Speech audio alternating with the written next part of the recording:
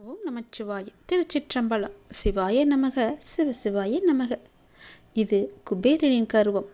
இறைவன் சிவபெருமான் நடத்திய திருவிளையாடல்களில் இதுவும் ஒன்று. செல்வங்கள் அனைத்தும் அளவில்லாமல் பெற்றிருந்த குபேரனுக்கு தன்னிடம் இருந்த செல்வங்களை பற்றி ஒரே பெருமை. இந்த பிரபஞ்சத்தில் தன்னை போல செல்வ செழிப்பு உள்ளவர்கள் யாரும் இல்லை என்ற கர்வம் தலை தூக்கியது அவருக்கு. தன்னிடம் இருக்கும் செல்வங்கள் அனைத்தையும் இறைவன் சிவபெருமானை அழைத்து வந்து அவரிடம் காட்டி அதில் பெருமைப்பட்டு கொள்ள வேண்டுமென எண்ணினான் குபேரன். ஒரு நாள் தன் எண்ணத்தை செயல்படுத்திட கைலாயத்துக்கு சென்று சிவபெருமான் பார்வதி ஆகியோரை வணங்கினான்.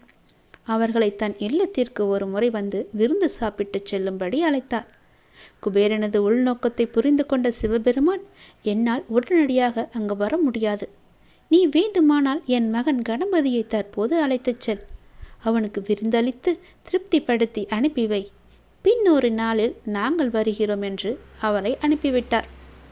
குபேரரும் அதற்கு சம்மத்து சிவபெருமானிடம் விநாயகருக்கு தேவையான உணவளித்து அவரை மகிழ்வுபடுத்தி அனுப்புகிறேன் என்று வாக்களித்து விநாயகரை தன் இல்லத்திற்கு அழைத்து வந்தார்.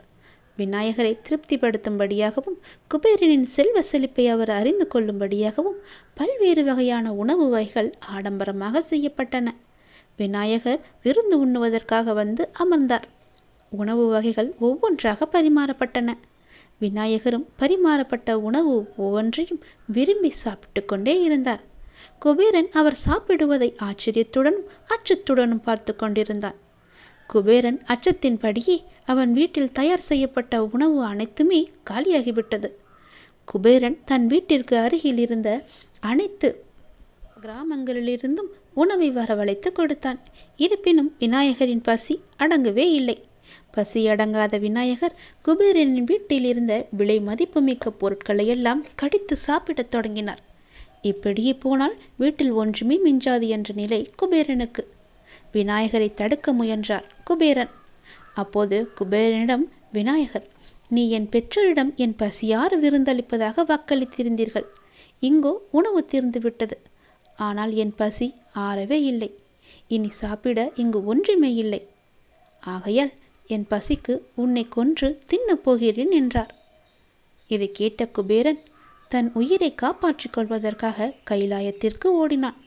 சிவபெருமானிடம் தன்னை காப்பாற்றும்படி வேண்டினான். அப்போது சிவபெருமான் அவனிடம், உன்னிடம் இருக்கும் தான் ஒருவனே மிக பெரும் செல்வந்தன் என்கின்ற கர்வத்தை உடனே விட்டுவிடு.